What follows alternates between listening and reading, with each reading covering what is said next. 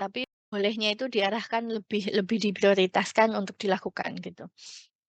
Clinician may use multiple intervention to supplement balance training over an episode of care for individual with CAI, include a combination of exercise and manual therapy procedure, eee, yang berdasarkan pada patient values and goal, clinician judgment, and evidence-based clinical recommendation.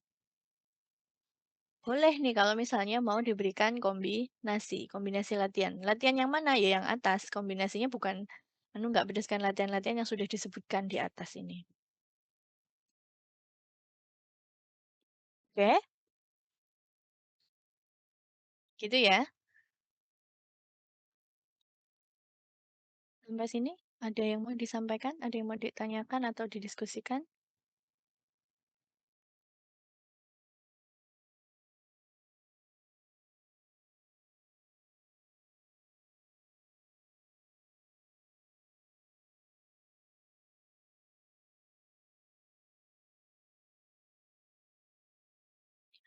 Kalau belum ada berarti saya yang nanya. Menurut kalian jadinya mana yang lebih lebih mudah gitu, atau lebih enak gitu ya? Kita mencari artikel penelitian atau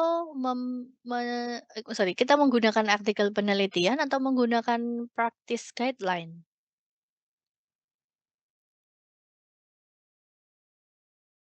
Practice guideline.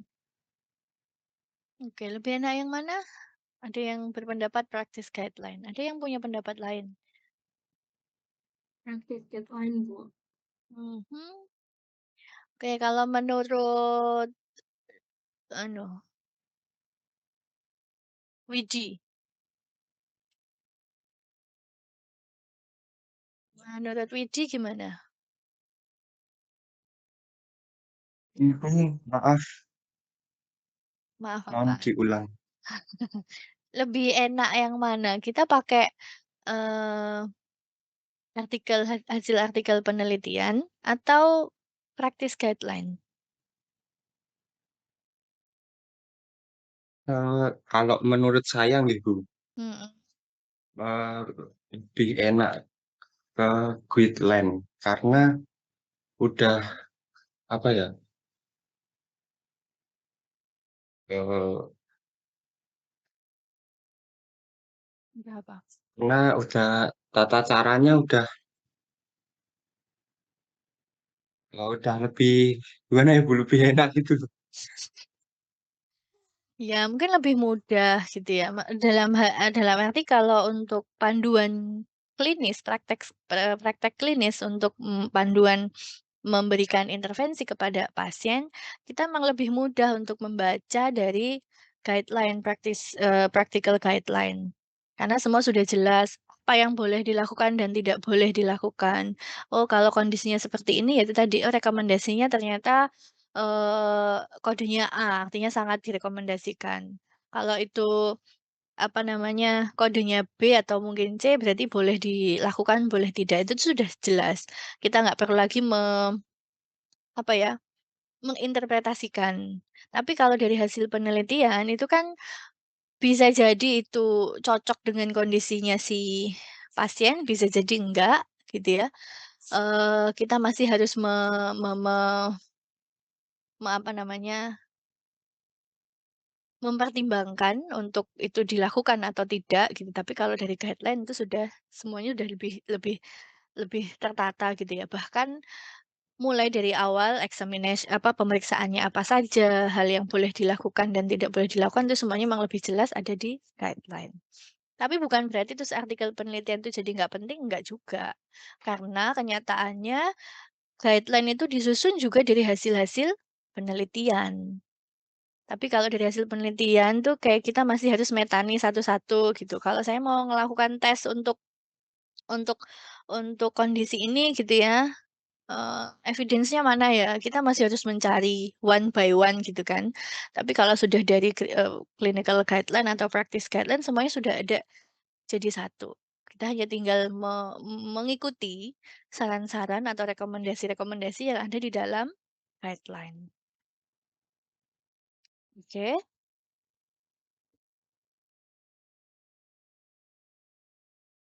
Sampai sini? Saya ini Zuma ada nggak?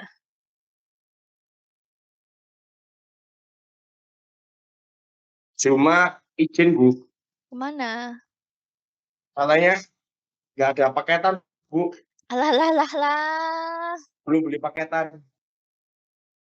Aduh. Ya kan kalau belum beli paket tuh bisa, eee, datang ke kampus, pakai WiFi kampus gitu kan. Hmm. Nanti siang ada kuliah nggak? Ada Bu. Nah, ada kan? Ya kan dia tetap bisa standby dari pagi di kampus. Hmm. Zuma, ya udah saya sebentar. Baik, ceki-ceki. Adam Chandra Setiawan. Adam? Hadir Bu. Oke. Alifia Mai. Hadir, Bu. Amalina Risti. Hadir, Bu. Anissa Karunia. Hadir, Bu. Ardian Lukman. Ardian Lukman. Ardian Lukman. Ini suaranya. Bima Setia. Hadir Bu. Claresta. Claresta. Hadir, Bu. Dava. Dava. Dava, oke. Dila. Hadir, Ibu. Dila. Dias Nur. Hadir, Bu. Diah Ayu. Hadir, Ibu. Diah Kumala. Hadir, Bu. Farah Fauzia. Hadir, Bu. Hadir, Bu. Oke. Oke. Firman Alhuda. Firman. Firman. Ibu. Hmm. Franciscus Agustinus. Hadir Bu. Hadir. Hapsari. Iya Bu. Hadir, Bu. Mm-mm. Indah. Hadir, Bu. Intan. Ada, Ibu. Kamila. Hadir. Leiliana. Hadir, Bu. Maria Alana. Hadir, Bu. Mei Anggita. Hadir, Bu. Mikael Wika. Hadir Bu. Monica. Monica. Monica. Hadir, Bu. Oke. Muhammad Priyadi. Hadir Ibu. Oke. Sultan. Hadir Bu. Zaidan. Hadir Bu. Mutiara Anrefsil. Hadir, Bu. Nevritiana. Hadir, Bu. Nur Haliza. Hadir, Bu. Nusratul. Nusratul. Nusratul. Tidak ada. Pratiwi. Hadir, Ibu. Raihan. Banun. Hadir Bu. Regia. Hadir, Bu. Regia. Ria Vinola. Hadir, Ibu. Rizky Firman. Hadir ya Bu. Salma. Enggak. Salma Mailani. Hadir, Ibu. Salma. Salwa ding. Salwa Mailani. Oke. Sinka. Hadir, Ibu. Suhesti. Hadir, Bu. Tiffany. Sabita. Hadir, Bu. Ulil. Hadir Ibu. Widih? Mmm, Widih hilang? Oh Hadir, ada. Bu. Yosia, Hadir, Ibu. Zenita, Hadir, Ibu. Zuma, nggak ada. Oke. Nusratul hadir, Ibu, dari kamar mandi. Oh ya, Nusratul, oke. Yes. Sampai sini. Oke. Jadi, kalau misalnya menganggap bahwa akhirnya dengan kita me me mengetahui atau membaca praktis guideline itu memang jadi mmm, lebih mudah untuk kita, maka sebenarnya nggak ada alasan nanti gitu ya ketika sudah praktek gitu ya, terus nggak tahu cara, melakukan intervensi itu harusnya sih tidak ada alasan itu, karena ada praktis guideline yang akan menuntun kita untuk melakukan tindakan fisioterapi, ya. Ya mungkin sekarang PR-nya adalah gimana caranya supaya kita bisa mendapatkan atau mencari guideline pada setiap, kasus atau topik, gitu ya. Makanya nanti coba buka yang ini tadi dari KNGF silahkan, tapi memang di sini terbatas ya kasusnya. Bahkan kalau dilihat di sini juga ada, guideline untuk stres urinari, apa, inkontinensia urin, itu juga ada guideline-nya. Kalau yang ini adalah guideline untuk stroke, yang ini untuk RA, ini untuk, eee, OA hip sama lutut, untuk apa tadi, ini low back pain, sebatas itu. Tapi, bisa jadi di website yang lain atau di apa, organisasi yang lain itu juga mengeluarkan guideline, itu juga kita harus mencari ya, sesuai dengan yang kita inginkan. Carinya di mana? Tadi di database itu pun bisa, ya. Oke.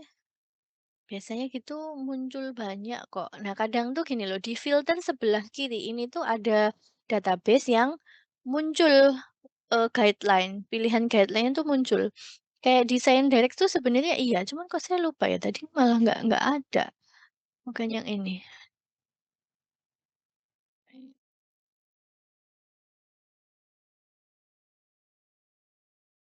Mmm, nah, harusnya di sini tuh muncul praktis guideline namanya, ada. Sehingga yang akan keluar kalau practice guideline-nya itu dicentang ya, yang akan keluar adalah semua practice guideline. Oke, saya tuh ya masih penasaran, misalnya,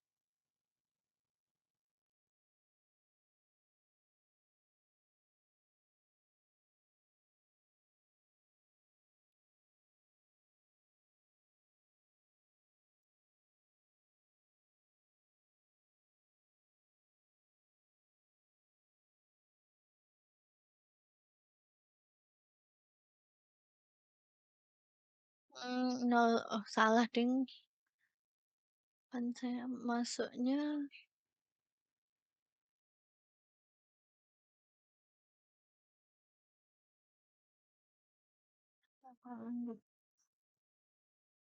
cari di Google boleh nggak, Bu? Boleh aja, ya udah kita coba cari Google ya.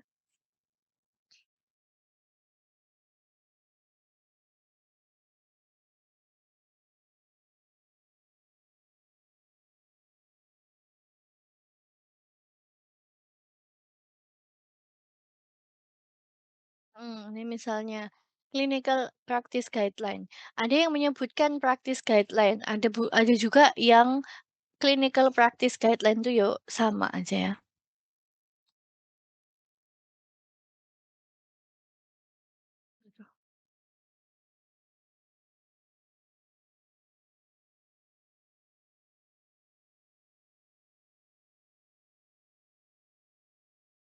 Ini misalnya.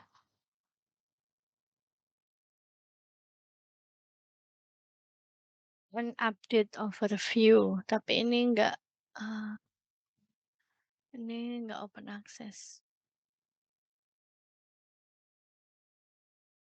Atau dengan kata kunci yang lain, Low Back Pain Guidelines 2023, Low Back Pain Clinical Practice Guideline Physical Therapy.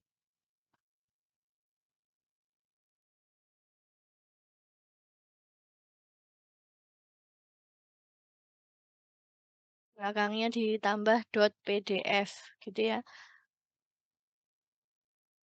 Kayaknya ini bayar nih.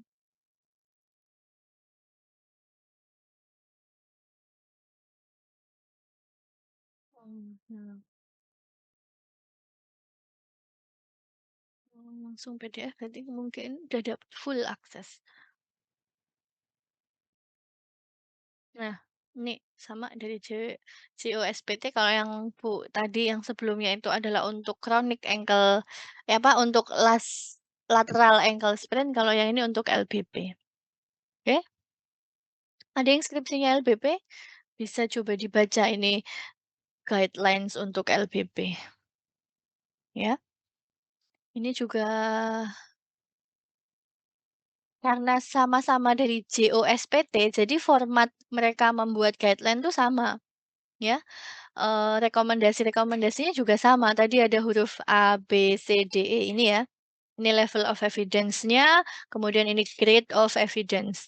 Ada A, B, C, D, E sampai F. Ya. Yang ini strength evidence ya. Ya strong evidence. Kalau A itu berarti evidence-nya sangat kuat. Entah itu kuat untuk harus dilakukan atau kuat untuk tidak dilakukan. Kayak misalnya tadi yang ultrasound tuh ya, ternyata kan rekomendasinya sangat tidak dianjurkan untuk memberikan US pada akut lateral ankle sprain. Oke. Nah, yang mau saya sampaikan lagi adalah kenapa toh kok, tadi saya bilang bahwa guideline itu tidak bisa saya sendiri Herdianti menyusun guideline, OA gitu tuh tidak bisa.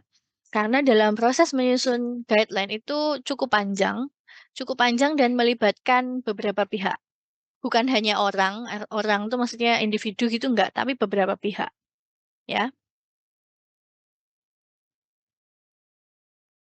Oke, sebentar mohon maaf, saya tak cas dulu.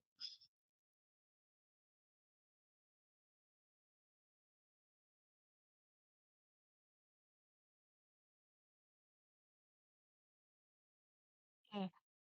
Beberapa pihak, ini ada sebelum guideline itu akhirnya resmi dipublish ya dipublish untuk dibaca oleh, orang banyak, dibaca oleh fisioterapis atau klinisi gitu ya. Me Guideline itu me me mem melewati beberapa tahapan atau beberapa proses ya. Nah dalam hal ini untuk JOSPT ya, ini ada review proses, oke. Karena yang menyusun ini kan APTA. APTA itu American Physical Therapy Association. Jadi yang buat ini adalah, fisioterapinya Amerika sana. Nih ya, Low Back Pain Clinical Practice Guideline linked to the International Classification of Functioning, Disability and Health from the Orthopedic Section of the American Physical Therapy Association. Jadi kalau dibaca sekilas berarti APTA itu punya seksi-seksi, alah, punya apa ya? Gitu ya, ini, orthopedic section gitu ya. Jadi APTA, kemudian dari orang ortopediknya yang dari APTA itu me me me membuat gitu ya atau menyusun ini guideline.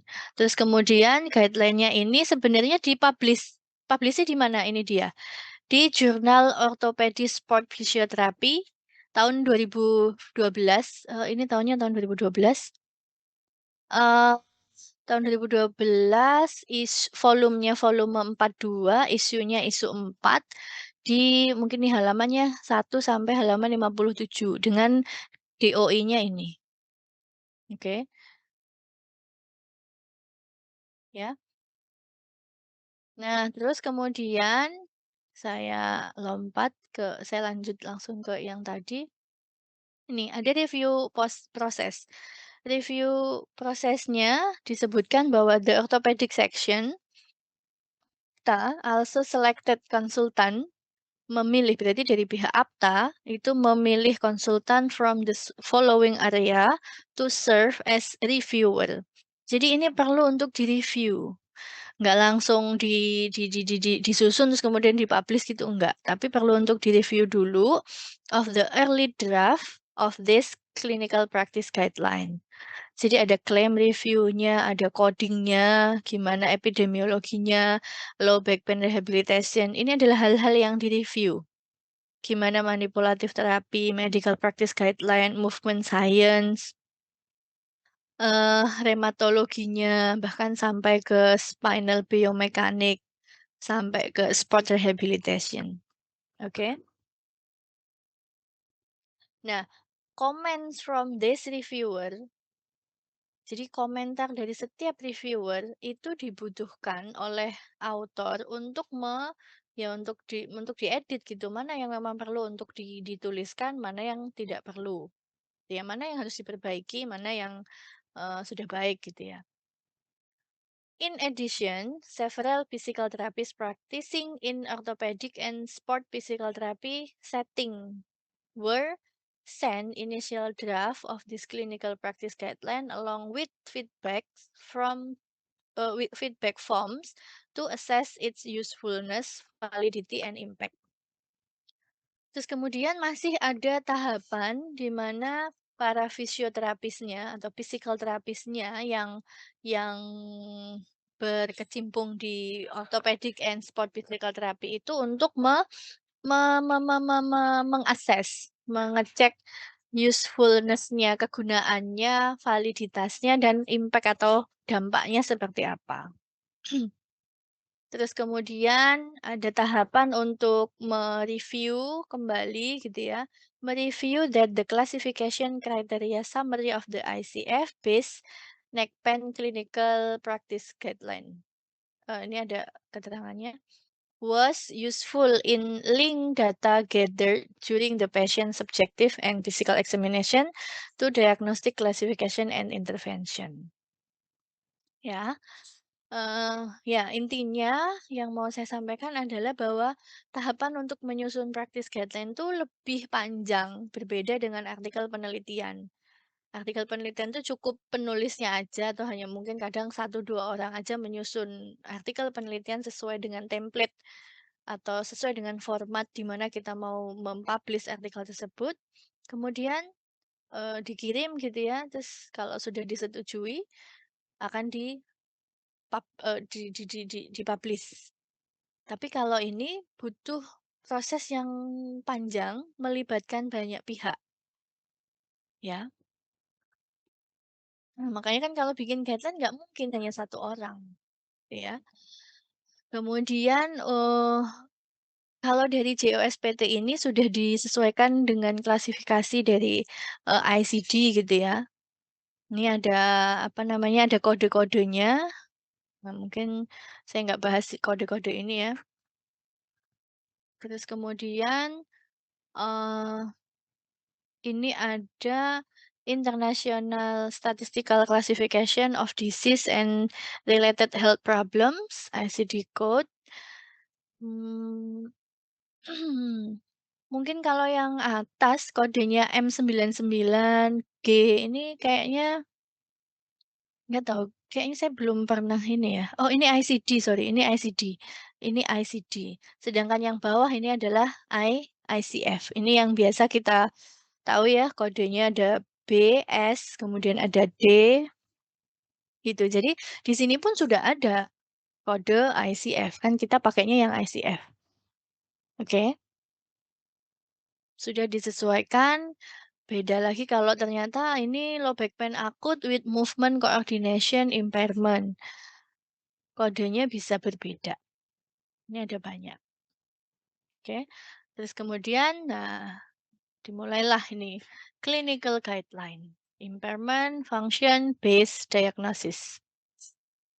Oke, ini ada simbol nomor 2. Kira-kira ini menunjukkan apa? Siapa yang hmm, siapa yang bisa menjawab?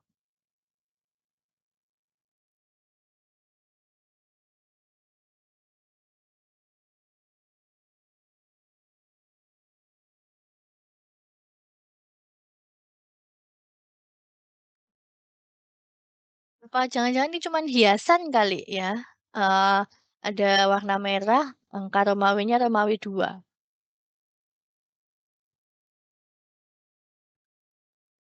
Hiasan atau bukan itu?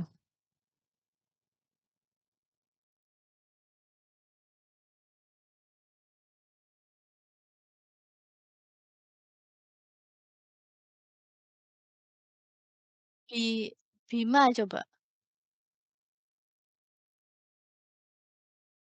Bima itu hiasan atau bukan? Atau hiasan atau ada maknanya?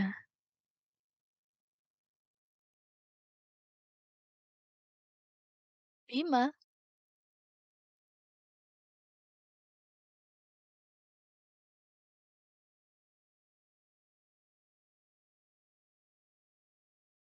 Mana ini? Bima dan Diki. Hmm. Menghilang?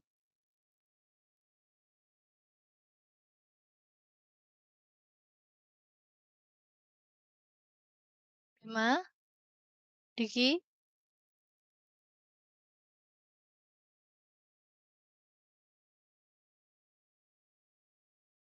Mmm. Oke, ini tuh bukan hiasan ya. Jadi dalam satu paragraf ini, level of evidence-nya ini adalah di level 2 ya, oke. Satu paragraf ini, the individual factor for which there is the most research include genetic, gender, age, body build, strength, and flexibility. Sampai yang terakhir ya. Cardiovascular hypertension and lifestyle risk factor are associated with sciatica.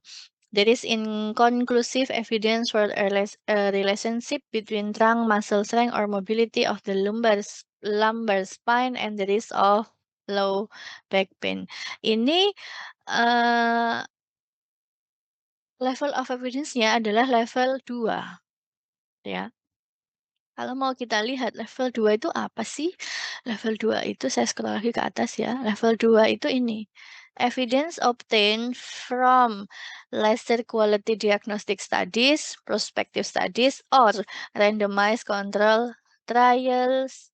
Ya, randomized control trial. Contohnya, no blind, kurang dari 80% follow up. Ini adalah, apa namanya, ya RCT ya, kalau itu penelitian yang untuk treatment, oke.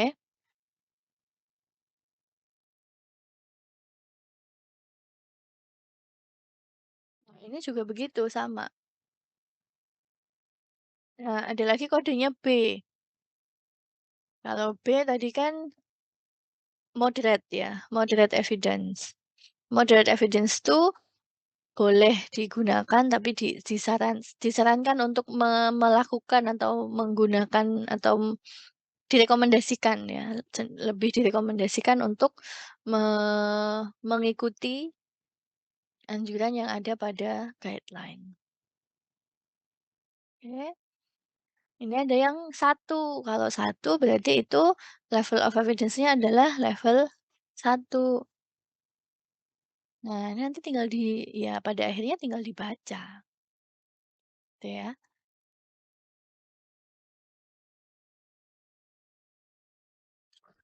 Oke, sip.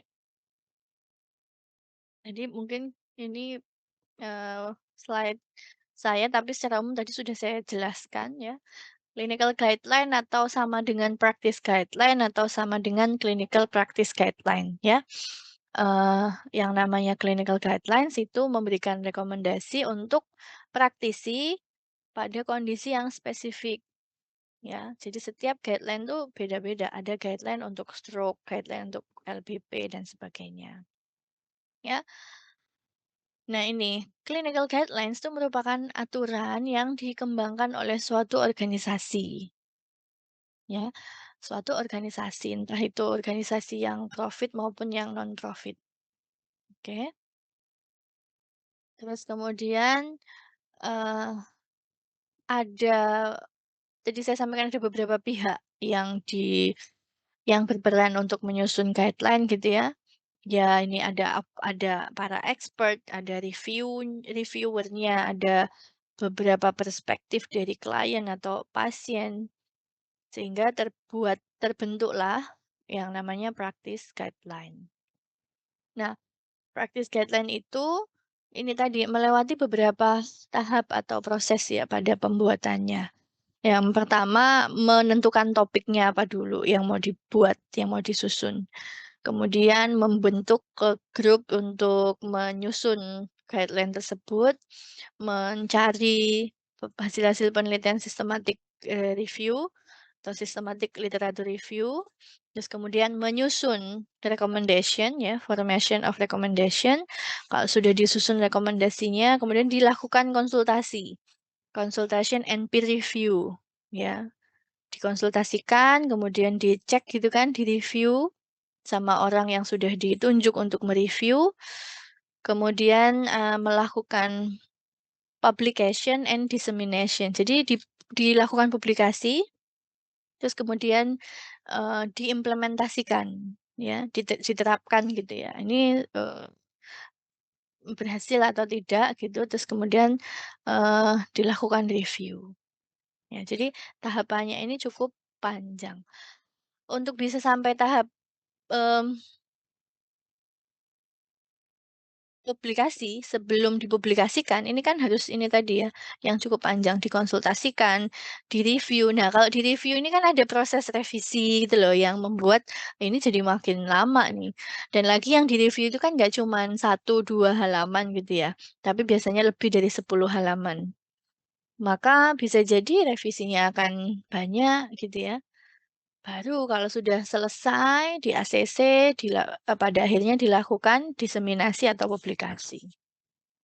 Oke, mungkin, eee, kalau publication ya dipublish gitu ya, dipublikasi itu bisa publikasi ke jurnal, kalau diseminasi itu biasanya disampaikan secara apa, secara oral gitu. Misalnya mengikuti oral presentation, kemudian mendiseminasikan hasil, eee, penyusunan guideline. Nah, itu bisa.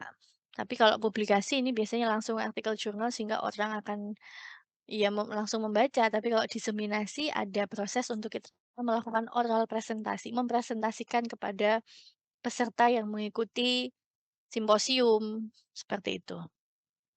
Simposium itu acara seminar besar gitu, biasanya ada paparan tentang suatu topik atau materi, kemudian diikuti dengan ada presentasi secara oral maupun ada poster juga sih kadang.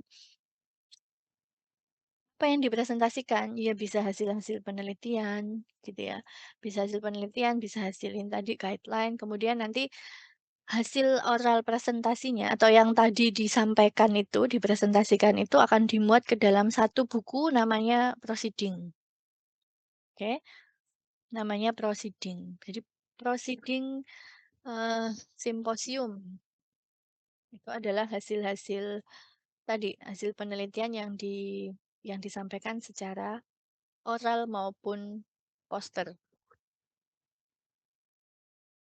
Tapi kalau publikasi ini bisa langsung menuju ke artikel jurnal, bisa langsung menuju ke jurnal, langsung di-publish di jurnal tanpa dilakukan oral presentation. Oke, kemudian mencari clinical guideline bisa melalui database, bisa melalui ini, guidelines.gov. Oh iya, ini udah agak lama. Coba kita cek ya. Eh, ya di sini.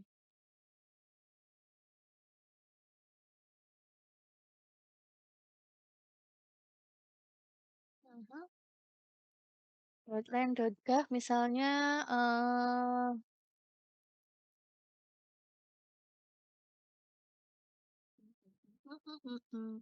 wait wait, ini coba aja lah.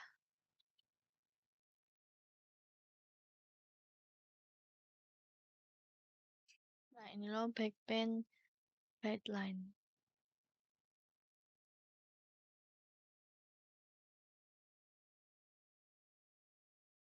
Ini ada banyak. Pain management induction therapist, for low back pain, tapi mungkin judulnya ini ya, topic refinement, current state of evidence. Mungkin agak beda ya, maksudnya non-invasive treatment, ya ini macam-macam sih, nggak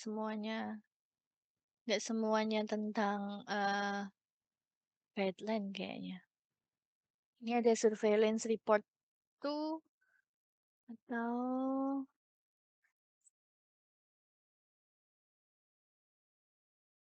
showing that, you search for coba saya buka asma guideline, nanti munculnya apa?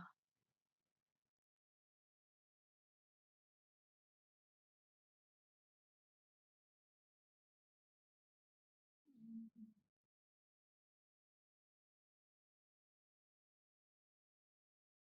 misalnya, yes, penasaran pengen buka yang ini satu. Mmm, mhm. Nah, ini tapi executive summary.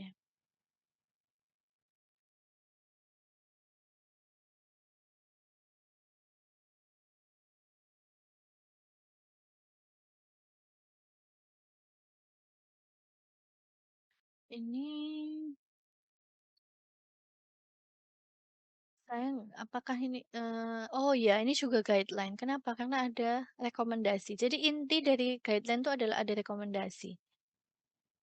Question, pharmacological therapy ini low, moderate gitu ya, insufficient, ini juga ini guideline. Oke.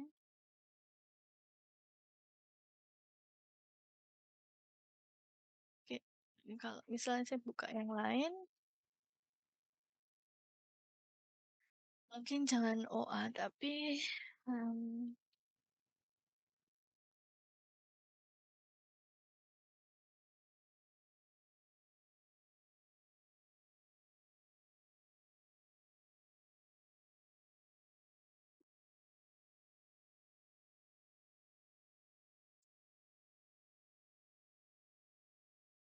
mmm, mmm,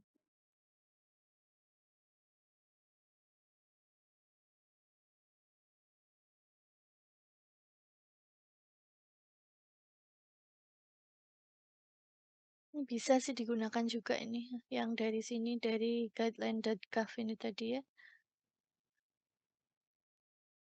Mmm,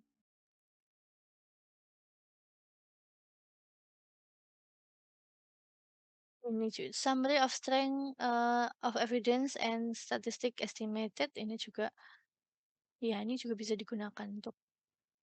Cuma memang formatnya berbeda dengan yang tadi JOSPT itu ada cover-nya membahas tentang apa, siapa yang nulis, itu guideline dimuat di jurnal mana, di database mana, itu sorry, di jurnal mana itu ada. Kalau yang seperti ini tuh kayak, eee, ya mungkin karena formatnya aja yang berbeda ya, sehingga kelihatannya kok beda gitu, nggak kayak yang tadi. Oke.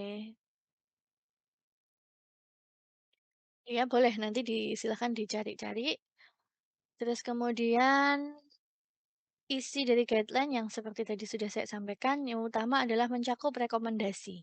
Rekomendasi untuk meningkatkan patient care, ya. Terus kemudian dikembangkan oleh organisasi kesehatan yang relevan dan bukan individu. Organisasi kesehatan atau ya organisasi gitu ya, dan bukan individu. Kemudian berdasarkan pada hasil-hasil penelitian systematic review ini yang utama. Kemudian mencakup penilaian tentang manfaat dan bahaya dari suatu rekomendasi, dan kemudian ada pendekatan alternatifnya seperti apa. Sebaiknya memang guideline itu, eee, kita menggunakan guideline yang dibuat atau dikembangkan dalam 5 tahun terakhir. Tapi mungkin juga akan ini ya, sulit untuk kita karena penyusunan guideline itu kan juga makan waktu ya, butuh waktu yang lama sehingga kadang sulit untuk kita mencari guideline yang cukup update. Misalnya sekarang tahun 2023 gitu, mungkin tahun 2022 bisa jadi ada, bisa jadi enggak. Ya, memang sebaiknya yang 5 tahun terakhir. Kenapa? Karena kan hasil-hasil penelitian itu kan berkembang, sehingga harusnya dari setiap guideline itu juga mungkin ada hal-hal baru yang perlu untuk diperbaiki atau di-update. Kalaupun tidak ada, ya kita masih tetap bisa menggunakan yang terakhir, ya. Maksudnya yang terakhir yang ada gitu, nggak harus yang paling update. Terus kemudian sebenarnya untuk guideline itu pun bisa dicek ya, dinilai gitu ya, bisa dikritisi. Itu ada, tapi kita nggak jauh-jauh sampai ke mengkritisi guideline. Eee,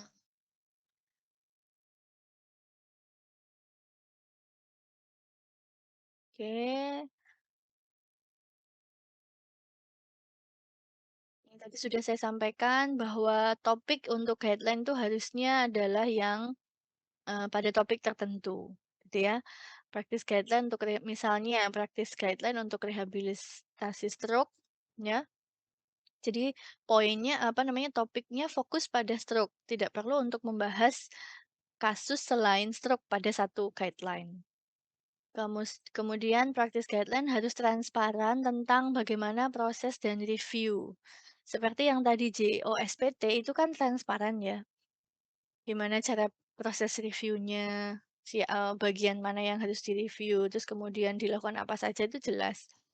Kemudian melibatkan banyak, eee, komponen atau banyak pihak, mulai dari expert ya, pakar, kemudian bisa melibatkan peneliti, bisa melibatkan praktisi, bisa juga melibatkan pasien.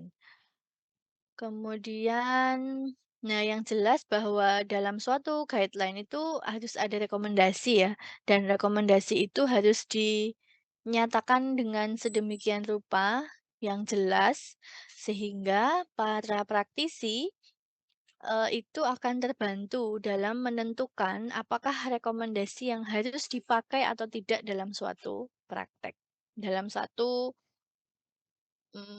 ya praktek klinis gitu ya.